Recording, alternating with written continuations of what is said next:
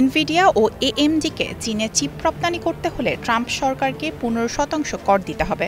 এমন চুক্তির শর্তে প্রতিষ্ঠান দুটোকে রপ্তানির অনুমোদন দিয়েছেন ট্রাম্প। এই চুক্তিকে অস্বাভাবিক বলছেন বিশ্লেষকরা।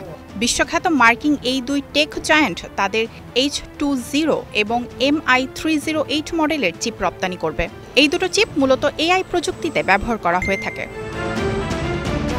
এনভিডিয়া এনবিসি নিউজকে জানিয়েছে, আমরা মার্কিন সরকারের নির্ধারিত নিয়ম মেনে বৈশ্বিক বাজারে অংশ নিই। যদিও কয়েক মাস ধরে H20 চীনে পাঠায়নি। আমরা আশা করি রপ্তানি নিয়ন্ত্রণের নিয়মগুলো আমেরিকাকে চীন ও বিশ্ববাজারে প্রতিযোগিতা করার সুযোগ দেবে। মার্কিন এআই প্রযুক্তি বিশ্বের মানদণ্ড হতে পারে যদি আমরা প্রতিযোগিতায় নামি।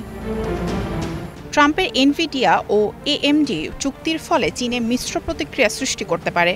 একদিকে তারা এই ব্যবস্থায় অসন্তুষ্ট হবে, অন্যদিকে চীনা কোম্পানিগুলো নিজেদের এআই সক্ষমতা বাড়াতে এসব চিপ পেতে আগ্রহী থাকবে, যা কিনা যুক্তরাষ্ট্রের জন্য নিরাপত্তা শঙ্কার কারণ হতে পারে।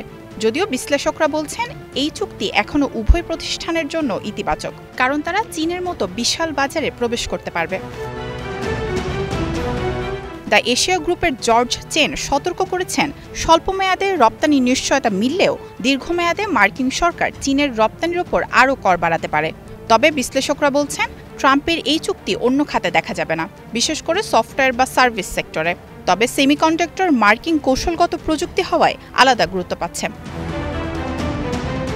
সব মিলিয়ে এই প্রতিযোগিতা শুধু অর্থনৈতিক হিসাব, রাজনৈতিক টানাপোড়েন আর প্রযুক্তিগত নয়, বৈশ্বিক ক্ষমতার লড়াইও বলছেন বিশ্লেষকেরা। মায়াশিকা রহমান, স্টার নিউজ।